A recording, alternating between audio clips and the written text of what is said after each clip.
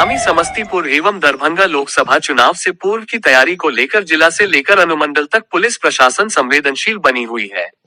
दरभंगा जिला अंतर्गत पड़ने वाले समस्तीपुर लोकसभा के कुशेश्वर स्थान एवं दरभंगा लोकसभा के गौड़ाबौराम एवं बेनीपुर विधानसभा में चुनाव निष्पक्ष व शांतिपूर्ण संपन्न कराने को लेकर सोमवार को ग्रामीण एसपी काव्या मिश्रा के नेतृत्व में बिरौल एवं बेनीपुर अनुमंडल के पुलिस पदाधिकारियों के साथ संयुक्त रूप से फ्लैग मार्च निकाला गया। फ्लैग मार्च बहेड़ा थाना परिसर से एसडीपीओ डॉक्टर कुमार सुमित एवं मनीष चंद्र चौधरी के साथ सभी पुलिस अधिकारियों ने बेनीपुर और बिरौल अनुमंडल के विभिन्न क्षेत्रों से गुजरते हुए समस्तीपुर लोकसभा के कुशेश्वर स्थान विधानसभा क्षेत्र पहुंचे।